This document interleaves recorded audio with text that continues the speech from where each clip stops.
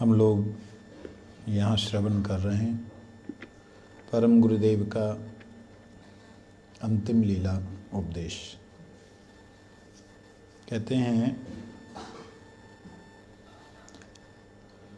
हमारे दादा गुरु महाराज जी की एक विशेषता थी कि उन्होंने अपने मुख से किसी को घर जाने के लिए नहीं बोला। एक समय एक ब्रह्मचारी, आसाम का ब्रह्मचारी, बहुत ही ज़्यादा गुस्सेला था। आसाम के लोग बड़े सरल होते हैं, उनमें गुस्सा भी उसी प्रकार से होता है, सरलता है, कपटता नहीं है।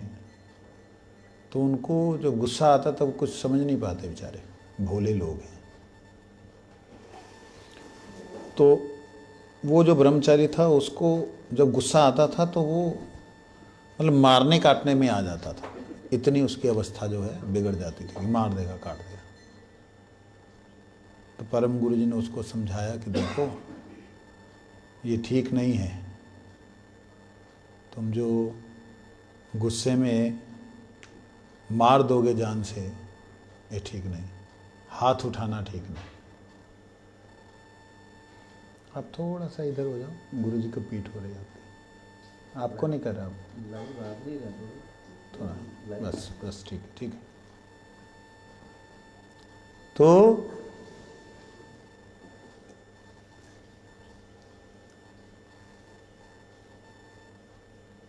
उसके बारे में सभी लोग उससे डरते थे कि कभी भी किसी की गर्दन काट के चला जा सकता है, इतना उससे भय था। फिर परम गुरु जी ने उनको समझाया कि देखो तुम्हारा अगर इस मठ में नहीं एडजस्टमेंट होता दूसरे में चले जाओ।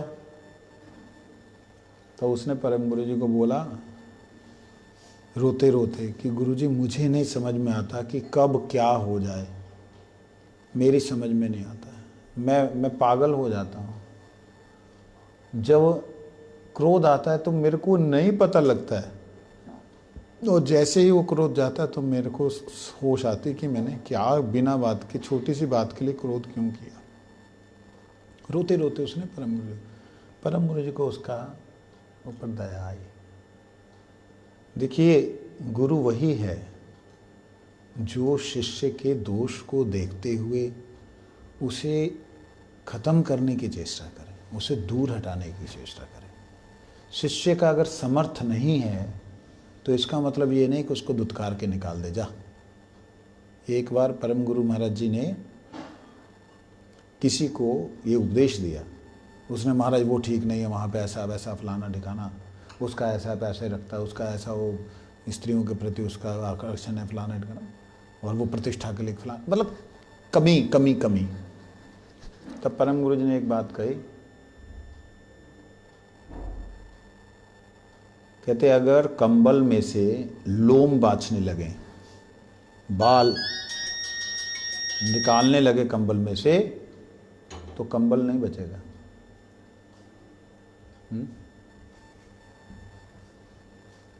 कंबल नहीं बचेगा। और गुरु महाराज जी से एक समय की बात है, शिमला में मैं था, गुरु महाराज जी वहीं गुरु जी के साथ में, तो कुलदीप प्रभु जी और विष्णु महाराज जी और शायद जौहर प्रभु, तीसरा कौन मेरे को याद नहीं आ रहा, शायद जौहर जी, ये लोग किसी विषय की चर्चा कर रहे कि इसकी व्याख्या ऐसे होनी चाहिए, बंगला टू हिंदी, इसका ऐसा होना चाहिए, ऐसा होना चाहिए। तो मैंने उस वजह से मैं बीच बीच में बोल रहा हूँ, तो बच्चा था मैं, बेचारा 16-17 साल का बच्चा था, तो मैं बीच में बोल रहा हूँ, तो ना विष्णु महाराज मेरे को थप्पड़ मार दिया फट करके। उनका थप्पड़ मेरे को लगा नहीं, लेकिन मेरे को दुख हुआ कि मैं ऐसा क्यों हूँ, मैं क्यों पकड़ पकड़ करने लग जाता हूँ बड़ों के बीच में। मैं गुरु जी के पास गया, गुरु जी का कमरा सामने वाला था, आपने देखी ना धर्मशाला, सामने वाला कमरा था। प्रणाम किया, मैंने गुरु जी को बोला, कहते क्या बात हुआ, अंतर्जामी है। कहने लगे गुरु महाराज जी मैं ऐसा क्यों हूँ, हर लोगों के किसी के बीच में ही बोलने लग जाता हूँ।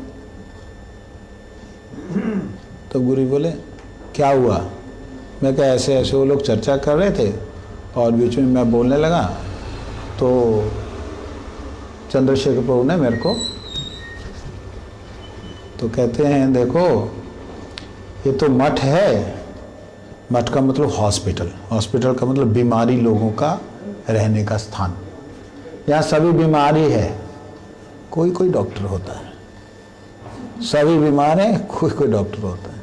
अच्छा हम लोग जो मठ में नहीं रहते हैं, अब जैसे आप लोग हैं, आप संसार छोड़ करके एक दृष्टि से आ गए, वानप्रस्थ धारण कर लिया। वानप्रस्थ धारण करने के बाद अगर आपकी थोड़ी सी रुचि खाने में अलग तरीके की है तो है ना, तो वो उस चीज को लेकर के अगर कोई निंदा करे तो उसका तो हो गया, जो निंदा करने वाला उसका काम तो तमाम है। इसी तरीके से परम गुरु जी ने बोला ना, गुरु महाराज जी ने बोला सभी लोग डॉक्टर नहीं होता है। मैंने कहा ठीक है जी।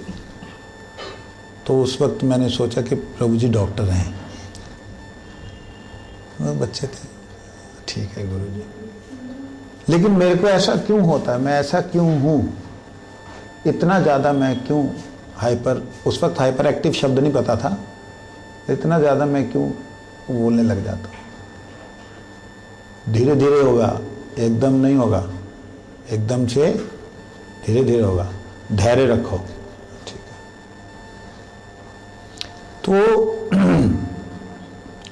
वो ब्रह्मचारी जो इतना गुस्सेला था, तब परम गुरु जी ने बोला तुम्हारे मन में क्या आता? कहते मेरे मन में आता मैं उसको काट डालूं, बोटी लेके, बोटी मतलब ऐसे दांत होते ना, काट दूं उसको, गर्दन काट दूं उसकी, कोई भी गलत करता तो परम गुरु ने ऐसा नहीं करना, किसी भी महात्मा को गुस्सा से नहीं करना। मैं क्या करूं? तो कहते खेत में काम करना, गुस्सा आने से खेत में जाके खेत की गुड़ाई करना। उसको ऐसे ही हुआ, गुस्सा आया, वो गया। नारियल पेड़ काटना कितना मुश्किल काम है, नारियल पेड़ तो पूरा उसके अंदर रेशे रेशे रहते हैं। गया ऊपर से लेकर कुल्हाड़ी लेकर ठक ठक ठक ठक ठक, गुस्सा आया कैसे, उसको काट के बिल्कुल ऐसे चप चप कर दिया उसको गुस्से में। सब लोग डर गए कि बाप रे, ये नारियल का पेड़ ऐसे काट सकता है तो क्या होगा। फिर उनकी एक, वो कहीं गुवाहाटी में थे तो उनका थोड़ा सा गुस्सा इतना हाइपर हो गया, इतना ज़्यादा हो गया कि उन्होंने किसी महात्मा के ऊपर चलाया, लेकिन बच गए महात्मा। परम गुरु जी के पास खबर गए। देखिए, विचार कीजिएगा,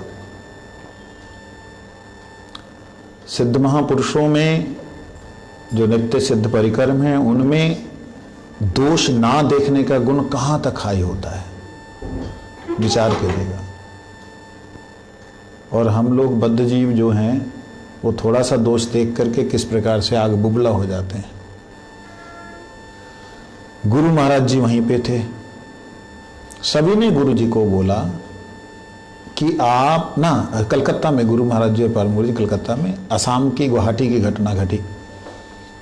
तब वो नहीं थे अपने गोविंद महाराज जी, जो योगेश्वर प्रभु जी कीर्तन करते थे कालीदे मठ के, उनके ऊपर मतलब अटैक किया था। इतने जबरदस्त कीर्तनिया, आज की डेट में भी उनके कीर्तन अगर बिना मृदंग, मतलब बिना हारमोनियम के, करताल मृदंग के, आज की डेट में भी हमारे जैसे ब्रह्मचारी नहीं गा सकते, इतना सुंदर गाते थे। उन्होंने हमारे गुरुजी को इंसिस्ट किया, आए, पता लगा कि भाई इसको तुरंत बुलाओ, तुरंत निकालो, अगर इसको नहीं निकाला, आप सेक्रेटरी हो, गुरुजी सेक्रेटरी थे, नहीं निकाला तो हम इतने ब्रह्मचारी मठ छोड़ के चले जाएंगे। तब गुरु महाराज जी ने परम गुरु जी से कहा, माधव गोस्वामी महाराज से, देखो महाराज आप इसको मत निकालिए। वो गुरुजी ने सबकी निंदा नहीं की कि सबने बोला। तो गुरुजी, परम गुरुजी बोले हम तो उसको बुलाया नहीं किसी को, हम कैसे बोले कि जाओ आग में जाके जलो। तो गुरुजी ने बोला अगर आप उसे नहीं जान निकालेंगे तो मैं चला जाऊंगा। हमारे गुरुजी बोले, हमारे गुरुजी, ये उनके मुखारबिंद से गुरुजी से सुना। ये जब बात बोली ना तब गुरुजी को बड़ा कष्ट हुआ। गुरुजी बोलते हैं इस बात को, कहते हमारा जैसा आदमी का बोलने से गुरुजी उसको बोल तो दिया कि तुम घर जाओ, घर जाके हरिनाम करना, गुरुजी का स्मरण करना। हम गुरुजी ने बोल तो दिया, लेकिन गुरुजी इस बात को बोलते आवेश में आ जाते थे। कहते उसके बाद वो तो चला गया, हम देखा गुरुजी अपने कमरा में जोर जोर से रो रहा है।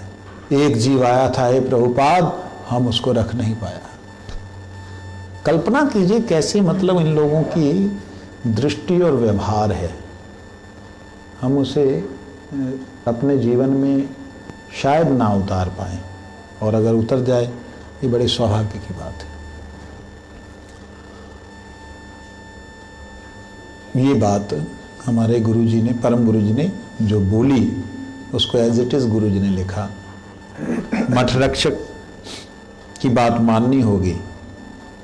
ऐसा नहीं हो कि भाई हम उत्श्रृंखल होके चले, हम जैसा बोलते वैसा ही हो। अगर वैसा ना करने की इच्छा मठ इंचार्ज की है, जिसको ड्यूटी दे रखी है, तो आप वैसे ही करें जैसा वो चाहता है। अगर नुकसान भी होगा तो गुरुजी उससे पूछेंगे कि प्रभु क्या बात हुई। नुकसान होगा उनको बोलेंगे, लेकिन तुम्हारी दृष्टि से तुम कुछ गड़बड़ी ना करो कि जिससे कि उनको गुरुजी डांटे। नहीं समझे ये बात? तो यहां पे गुरुजी बोले 3 चीजों से बच के रहना होगा। क्या कहते हैं? मठ रक्षक को मैं कहना चाहता हूं कि उसे चाहिए किसी की भी बीमारी होने से उसकी चिकित्सा के लिए पूरा यत्न करना। जरूरत पड़ने पर मठ में रुपया नहीं होने पर उधार लेकर भी चिकित्सा की व्यवस्था करनी होगी। हमारे एक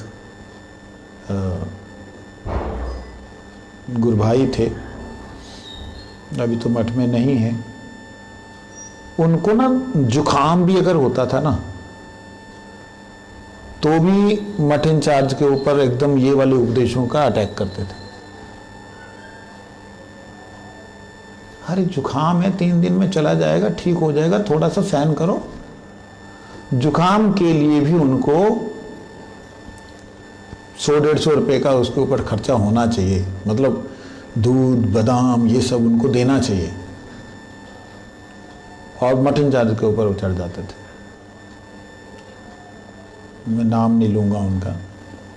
बाद में गुरुजी के पास में मठ इंचार्ज ने बोला महाराज बताओ मैं क्या करूं, यहाँ तो इनकम ऑफ सोर्स कुछ नहीं है विशेष, मैं अपनी समर्थता से करता हूँ, लेकिन ये बार बार हमारे गुरुजी का उपदेश हमारे सामने ऐसे बोलता है। गुरुजी ने उसको बुला करके समझाने की कोशिश की, तब उसने थोड़ा सा गलत बोला। गुरुजी को नहीं, मतलब कि फिर वो लिखा क्यों है ऐसा। जो परम गुरुजी ने निर्देश दिया है इसका मतलब ये नहीं है कि ये मेरा अधिकार है। ये मेरा कहने का मतलब है कि ये अधिकार है मेरा, मेरी सेवा हो, परम गुरु ने उधार करके करो करो, ऐसा हमको वो नहीं करना है। मतलब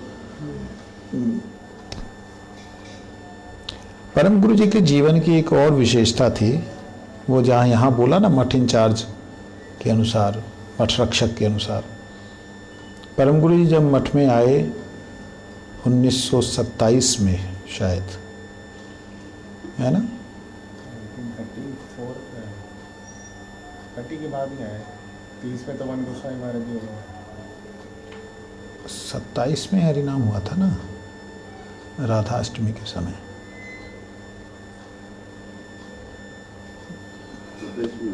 है 27 में राधा 4 4 सितंबर सितंबर 27 1927 में परम गुरु महाराज जी श्रील भक्ति सिद्धांत सरस्वती गोस्वामी ठाकुर जी की शरण में आए। तब से आने के बाद और सेवक ना, अपने सेवक पर्सनल ना होने तक परम गुरु जी का जो सिस्टम था वो क्या था, फतुहा जानते हैं? फतुहा एक कुर्ता टाइप होता है, ऐसे बीच में से सिलाई होती है, अपने पंजाब में बड़े पहनते, जिसमें ऐसे जेब भी होती है। हाँ सर, वो फक्कर लोग पहनते हैं? फक्कर पहने, इधर जेब बाएं इधर जेब बाएं। हाँ हाँ, तुम फतुहा कर रहे हो? फतुहा बोलते हैं उसको, हमारे मार्केट में फतुही बोलते हैं। फतुई, हाँ फतुई, इधर जेब बाजूबा। वो बहुत कम पैसों में बन जाती है, मतलब कपड़े को ऐसे बीच में से फाड़ के बन जाती है। तो राधे राधे, तो उसमें फतुही जो है गुरु जी को, परम गुरु जी को पहनने के लिए मठ इंचार्ज ने दिया कि तुम जाते हो पैसा इधर रख लेना, कुछ भिक्षा मिलती है तो रख लेना। परम गुरु जी भिक्षा के लिए उस समय पर प्रभुपाद जी के समय पे भिक्षा के लिए विशेष था। हम जो प्रभुपाद शब्द अभी प्रयोग कर रहे हैं ये इस्कॉन वाले नहीं, इस्कॉन वालों के जो गुरु जी थे बड़े प्रभुपाद जी, ठाकुर प्रभुपाद जी, उनकी बात चल रही। तो उनका ऐसा आदर्श था कि उन्होंने कभी भी किसी भी समय नए कपड़े नहीं लिए।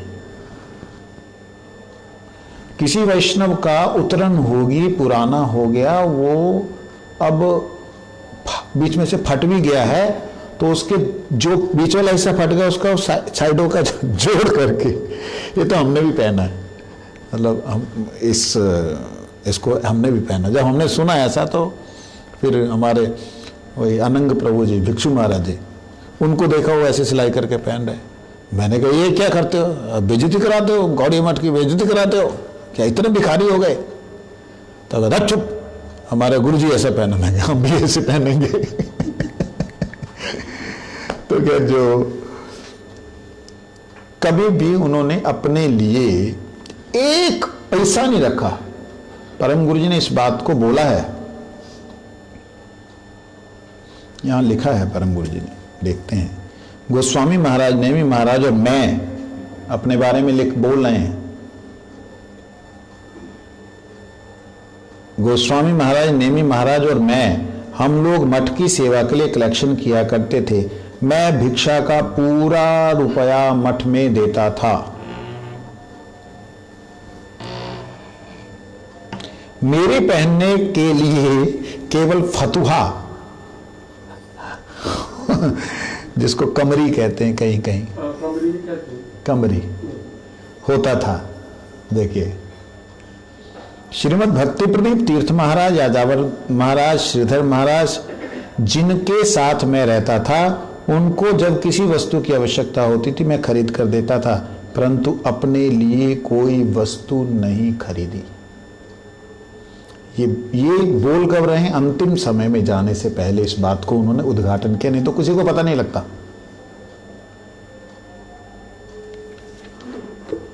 कलकत्ता मठ में जब मैं आता था तब अपने ज्येष्ठ गुरु भ्राता से जिस वस्तु की आवश्यकता समझता था मांग लेता था। उन्हें कहता, क्या मठ में कपड़ा है? परम गुरु जी पूछते, क्या मठ में कपड़ा है? यदि है तो कृपया एक कपड़ा दे दो। सोचिए, कितना पढ़े लिखे पर्सनैलिटी, रॉयल फैमिली से बिलोंग करने वाले, एक जमींदार फैमिली से बिलोंग करने वाले, उस जमाने में वो बहुत आवश्यकता होती तभी मांगते थे।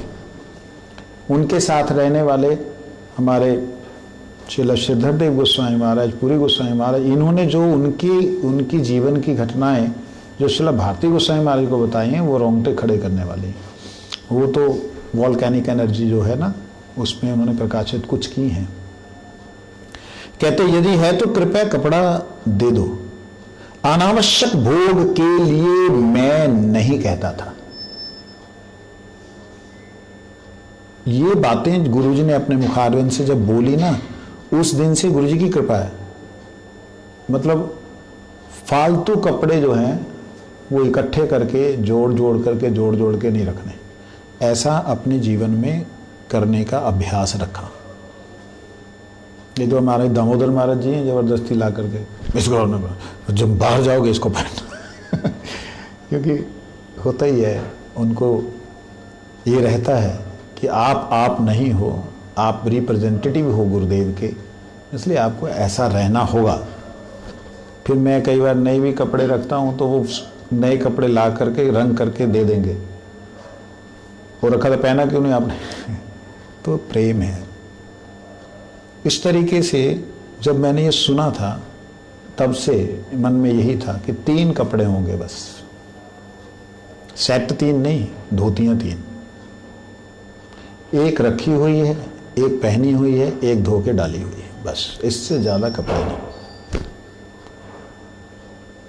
लेकिन परम गुरु जी की एक जो विशेषता थी, कहते मैंने कभी अनावश्यक भोग के लिए मैंने कभी कुछ भी नहीं लिया, मांगा नहीं। भिक्षा का रुपया तुम लोग अपने लिए जमा ना करना, जो भिक्षा में पैसा मिलता है उसका रुपया अपने लिए जमा ना करना, इससे हरि भक्ति नहीं होगी। यदि भिक्षा का रुपया हम लोग ले लेंगे उससे मठ की कुछ हानि नहीं होगी, तुम्हारा ही नुकसान होगा। भिक्षा का पैसा का मतलब जो प्रणामी का पैसा हो तो फिर मेरा हुआ ना, जो मैंने कलेक्शन की ठाकुर जी के नाम से, जहां मैंने गाय की सेवा की कलेक्शन की, वो तो चलो हो गए मठ की कलेक्शन, लेकिन जो मुझे प्रणामी बोलो तो मेरी होनी चाहिए। उसके लिए एक बार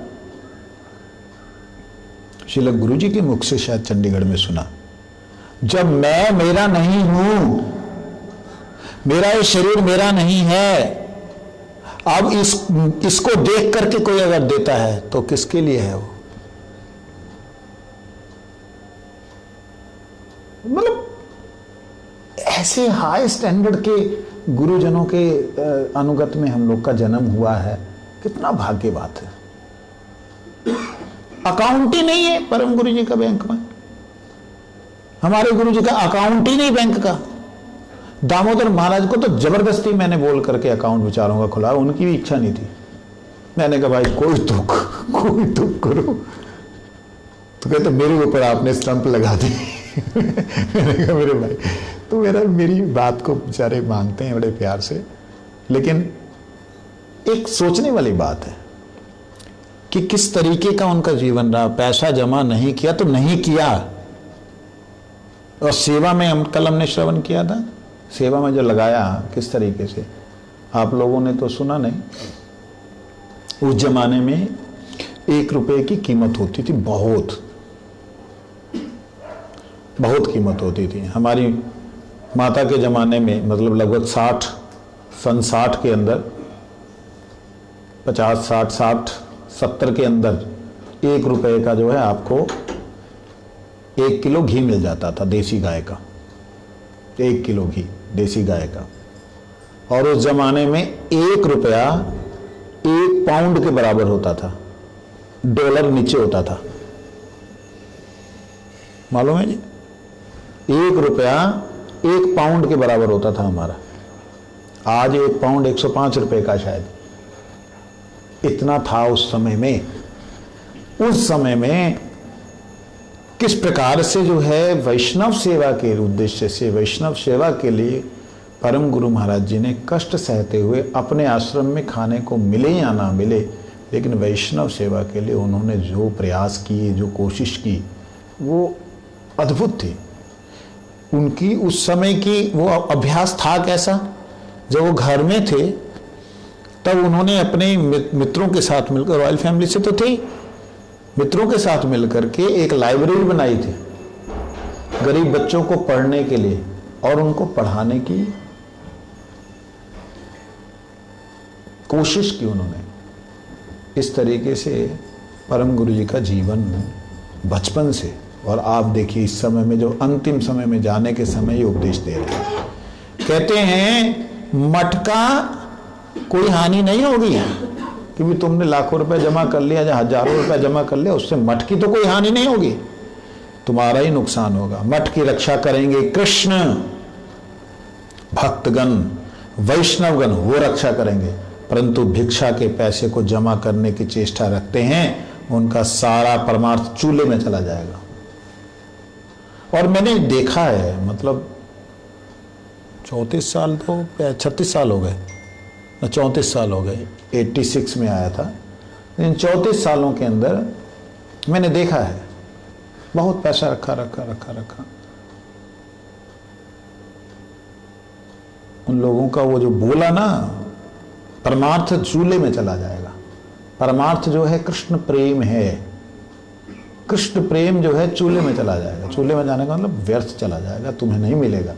जो मिला है वो सब कुछ चला जाएगा। हरि भजन नहीं होगा, पैसा जमा नहीं करना, जो भी हो उसे सारा मठ रक्षक के पास जमा करना होगा।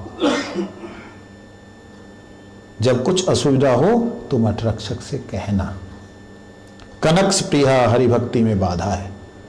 परम गुरु जी ने जितना कनक के ऊपर बोला है, जितना प्रतिष्ठा के ऊपर बोला है, उतना कामिनी पे नहीं बोला। मैं ये कम से कम 10-20 बार सुन चुका हूं, मैं हैरान हूं इस बात से। कनक स्प्रिया हरि भक्ति में बाधा है। आगे कहते हैं एक और हरि भक्ति में रुकावट है, वो है स्त्री संग। गृहस्थ अगर कोई है तो अपने पति को छोड़ करके दूसरे की तरफ बुरी नजर से नहीं देखना। कहते स्त्री संग के साथ स्थूल संग, सूक्ष्म संग, दोनों प्रकार का स्त्री संग ही हरि भक्ति में बाधक है। स्थूल फिजिकल, सूक्ष्म मेंटली, ये दोनों ही बाधक हैं। जब गुरु महाराज जी इसकी एक बार चर्चा कर रहे थे, ओहो, हम लोग जलंधर में थे, ये बात है कोई 88 या 89 की बात है। गुरु महाराज जी, मैं तब 2-3 साल ही हुए थे महात्मा बने, बाबा जी बने। गुरु महाराज जी इसकी चर्चा कर रहे, पहली बार गुरु जी के मुखारविंद से सुना, उसके बाद सुना नहीं। शायद एक आधी बार बोला हो, मतलब सारे लोग वहां पे कांप गए थे कि भाई ये कैसा बोला गुरु जी ने। गुरु जी बोले संतान उत्पत्ति को छोड़कर किया गया स्त्री संग भी शास्त्रों में वर्जित है। यहां तक की बात बोली तो सबके कान खड़े हो गए, ये क्या मतलब। किसी भी प्रकार से कहने का उद्देश्य, किसी भी प्रकार से अपनी शक्ति को हम संसार में लगाते हैं तो उसमें अहम, अस्मिता, हमारा अहम भी जाता है, हमारी अस्मिता भी जाती है, हमारा उसमें साक्षात समावेश हो जाता है। उसके कारण से हमारी जो ऊर्जा है, आत्मा की जो शक्ति है, आत्मा की जो भक्ति है, वो आहत होती है, उसे कष्ट होता है। यहां कहते हैं दोनों प्रकार का स्त्री संग ही हरिभक्ति में बाधक है। साक्षात स्त्री संग तो करना ही नहीं चाहिए, ऐसा कि मन में भी उसके बारे में चिंता या ध्यान नहीं करना चाहिए, क्योंकि हम लोग सब कुछ छोड़कर हरि भजन करने के लिए आए। इतनी बात बोली। उसके बाद प्रतिष्ठा के लिए उन्होंने बोला एक और रुकावट है प्रतिष्ठा के लिए, चेष्टा। देखिए दो बातों को कितना विशेष रूप से बोल रहे हैं। प्रतिष्ठा के लिए चेष्टा, ये कोई भी व्यक्ति है, सबके मन में ये आ सकता है। जो साधक होगा उसके मन में आएगा ही आएगा। क्या है? गुरुदेव कहा करते थे, मतलब भक्ति सिद्धांत सरस्वती गोस्वामी ठाकुर प्रभुपाद जी कहा करते थे, कनक कामिनी प्रतिष्ठा बाघिनी छाड़ी आसे जा रे, से ही तो वैष्णव, से ही अनासक्त, से ही शुद्ध भक्त, संसार तथाए पाए पराभव। प्रभुपाद जी ने कनक कामनी और प्रतिष्ठा की, कनक कामनी और प्रतिष्ठा की बाघनी के साथ तुलना की है।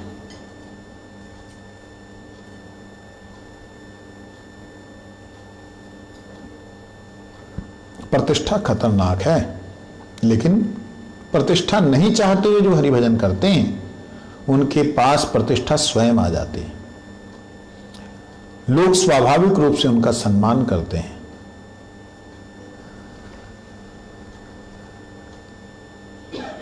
प्रतिष्ठा के लिए हरिभजन नहीं करना। हरिभजन करने से प्रतिष्ठा आती है तो उस प्रतिष्ठा का भोग नहीं करना। भोग मतलब जानते हैं? प्रतिष्ठा का भोग का मतलब होता है जैसे हरिभजन कर रहे हैं, गुरुदेव की सेवा कर रहे हैं, हरि नाम कर रहे हैं, कथा कीर्तन कर रहे हैं, जहाँ कुछ भी है इस ट्रैक पे चल रहे हैं, तो लोग सम्मान देते हैं। आहा प्रभु जी, आप तो जब गाते हो ना, आहा दिल चीर देते हो। ओहो प्रभु जी, आप जब हंसते हो ना, ओहो। जो भी प्रतिष्ठा की बात आती है उस प्रतिष्ठा का भोग नहीं करना, उसको खाना नहीं है। उसमें साथ साथ देखना है कि ये लोग जो भी बोल रहे हैं मेरे गुरुदेव की कृपा को जाने बिना मुझे बोल रहे हैं। कृपा गुरु जी की है, भगवान की है, वो कर रहे हैं, वो करवा रहे हैं। बार बार इसको रिवाइंड करना, बार बार रिमाइंड करना, बार बार इसको याद करना है, तब जाकर के बचने की संभावना है। नहीं तो ये बाघनी है। बाघनी जानते हैं? शेरनी खा जाएगी, पूरा निगल जाएगी, पता भी नहीं लगेगा कौन था भजन करने वाला। ये चीज इसलिए कहते हैं प्रतिष्ठा के डर से तो श्रील माधवेंद्र पाद जी की लीला का यहां पे स्मरण किया है। परम कृष्ण प्रेमी होने के कारण प्रतिष्ठा उनके पीछे पीछे चली आई। लेकिन तुम इस बात को ध्यान रखना, इसलिए तुम इन तीनों बाधाओं को त्याग देना।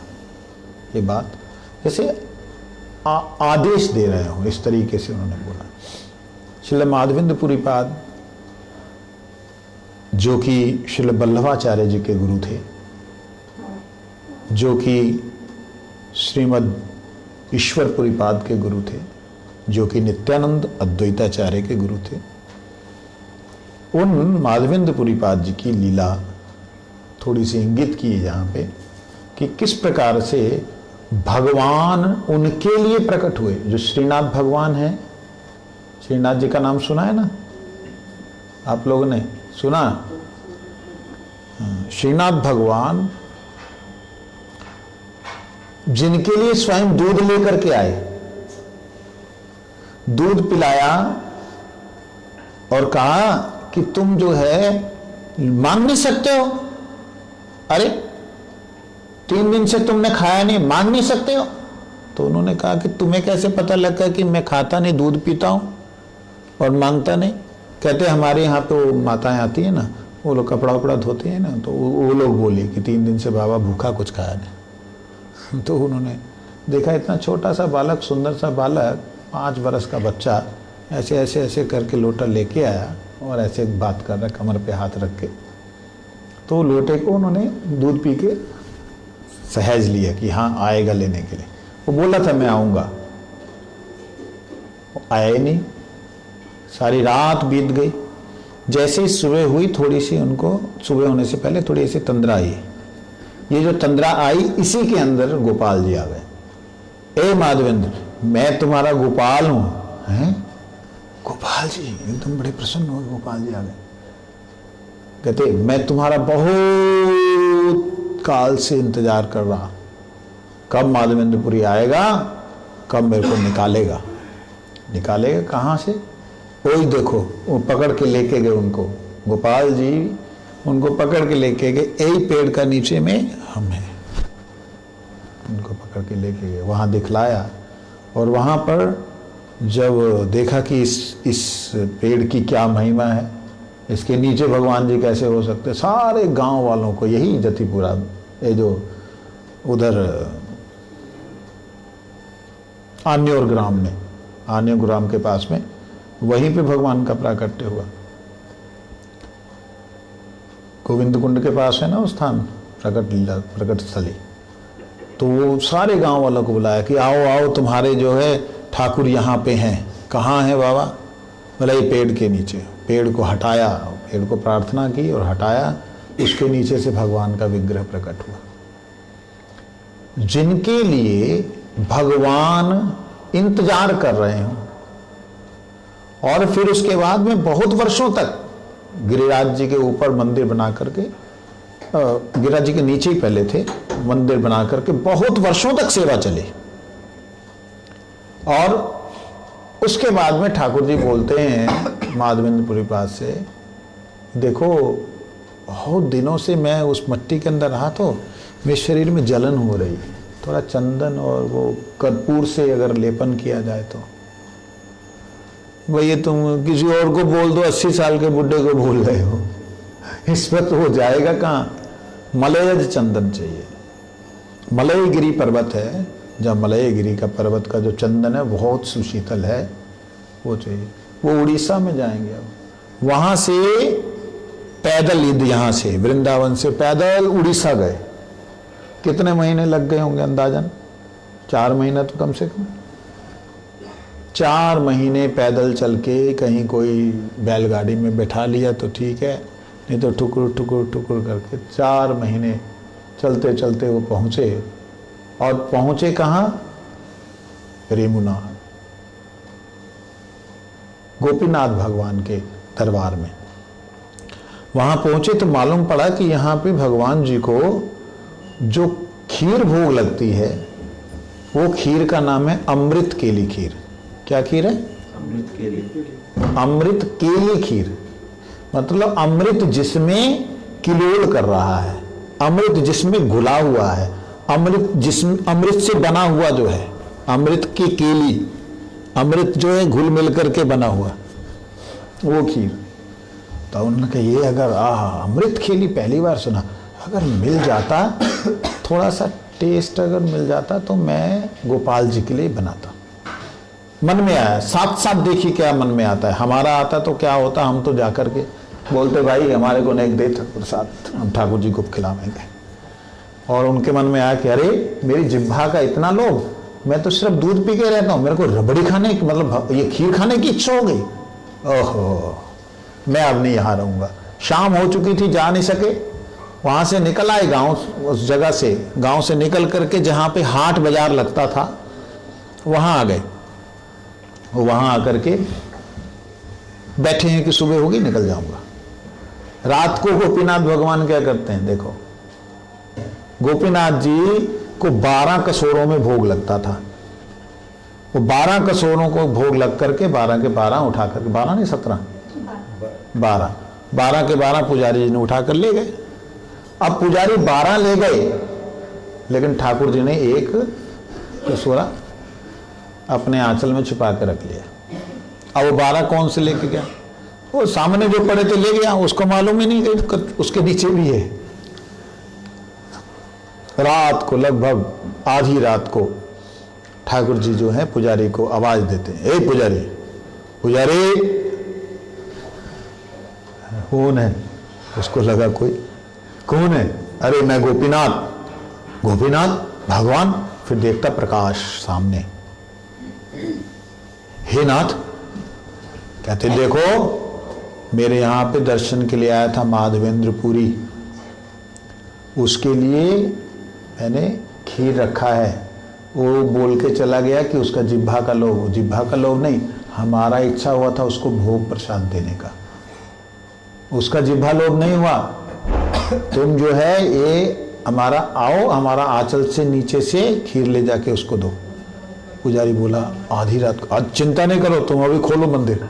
आधी रात को मंदिर खोला उसने, और वो जब ठाकुर जी के आंचल के नीचे देखा, फूट फूट के रोने लगा। हाँ गोविंद, हे गोपीनाथ, इतने वर्षों से मैं सेवा कर रहा हूँ, आपने कभी नहीं बोला, कभी बात नहीं की, और आज आपने चोरी की।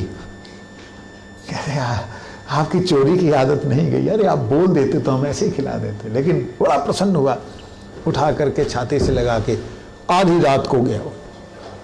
कौन है माधवेंद्रपुरी? माधवेंद्रपुरी कौन है? माधवेंद्रपुरी। तो माधवेंद्रपुरी कह रहे हैं मैं कौन, मेरे को बुला रहा है? माधवेंद्रपुरी कौन? कौन है माधवेंद्रपुरी जिसके लिए गोपीनाथ ने खीर किया है चोरी? कौन है माधवेंद्रपुरी जिसके लिए गोपीनाथ ने खीर किया है चोरी? ऐसे बोलते बोलते ढूंढ रहे हैं। और मैं हूँ माधवेंद्रपुरी। अरे आप हैं, साष्टांग प्रणाम, ये पकड़िए। पकड़ाया। ये ठाकुर जी ने आपके लिए भेजा है, आपके हृदय में आया भगवान का प्रसाद पाने के लिए, ठाकुर जी ने आपके लिए। वो रोने लग गए। माधवेंद्रपुरी पाद अश्रु झरझर बहने लगे और वो पकड़ते ही उनको एकदम आनंद में विभोर अष्ट सात्विक विकारों में श्री राधा रानी के भाव में, राधा रानी का जो प्रिय सखी हैं उस भाव में जाकर के वो रोने लगे कि ठाकुर जी ने मेरे लिए खीर चोरी की। वो सारे जग का चोर जो है उसने मेरे लिए चोरी की, ये भाव में रोने लगे। इतने वो चरणों में लेटा, कहते आहा तुम क्यों चरणों में लेटे, तुम तो ठाकुर जी के सेवक हो, तुम भगवान के सेवक, मेरे गंदे पैरों को हाथ मत लगाओ। सोचो कितना धन्यता है, कल्पना से बाहर है। यश एक ऐसी चीज होती है जो आपसे पहले पहुंच जाता है। यहां से वो पैदल आगे जाएंगे, इतने में जो लोग भी ऐसे कोई आया था उसके लिए भगवान ने चोरी की, गोपीनाथ ने चोरी की, नाम में पड़ गए खीर चोरा गोपीनाथ। आज की डेट में खीर चोरा गोपीनाथ के नाम से स्टेशन है। खीर चोरा गोपीनाथ जगह का नाम ही यमुना के साथ में खीर चोरा गोपीनाथ प्रसिद्ध हो गया। तो इस प्रकार से जगन्नाथपुरी में गए तो जगन्नाथपुरी के जो राजा, क्या नाम था उनका, प्रताप रुद्र, उन्होंने उनका बड़ा विशेष स्वागत किया कि भाई ये जो है आए हैं जिनके लिए खीर गोपीनाथ ने चोरी किया था, उन विशेष स्वागत किया। आपको क्या चाहिए, चंदन चाहिए, कर्पूर चाहिए, ठीक है। उन्होंने ताम्र पत्र पे लिख के दिया कि कोई भी व्यक्ति रास्ते में इनसे टैक्स ना ले, तब भी टैक्स लगते थे एक राज्य से दूसरे राज्य में। तो इस प्रकार से जब वापिस आए तो गोपीनाथ ने बोला, आ रहे हैं रास्ते में, तो रास्ते में गोपीनाथ जी ने बोला तुम इतना दूर जाओगे, मेरे ही चंदन लगाने से उधर भी चंदन लग जाएगा। फिर गोपाल जी ने दर्शन दिया कि तुम यहीं पे चंदन लगाओ, वहां लग जाएगा, क्योंकि यहां वल्लभाचार्य को तब तक सेवा दे दी, यहां पे वल्लभाचार्य जी को सेवा दे दी और उधर माधवेंद्रपुरी पाद जी को वहीं पे रखा। इस प्रकार से इतनी प्रतिष्ठा मिलने पर भी जो प्रतिष्ठा से डर के भाग रहे हो, और हमें प्रतिष्ठा नहीं मिलती हो तो यहाँ पे जाकर के लाइव करते हैं, प्रतिष्ठा दो प्रतिष्ठा दो, हमें लाइक करो लाइक करो। एक है तो डिसलाइकिंग को लाइकिंग समझते हैं, एक है हमें तो पब्लिक जाननी चाहिए। ये बहुत अंतर है, ये स्थिति होती है, हर किसी की ये जीवन में नहीं आती। परम गुरु जी कहते हैं ये बहुत आसानी से नहीं जाती हैं, ये तीनों बाधाएं बहुत आसानी से नहीं जाती हैं, ये सब चित्त को खींच लेती हैं। अर्थ की आकांक्षा, स्त्री भोग की आकांक्षा, प्राकृत यश की आकांक्षा, ये तीनों बद्ध जीव की आकांक्षाएं हैं। अनर्थ युक्त साधक में तीनों रहती हैं, लेकिन इनका हम वर्धन नहीं करेंगे, इनको बढ़ाएंगे नहीं, इसको खत्म करने का प्रयास करेंगे।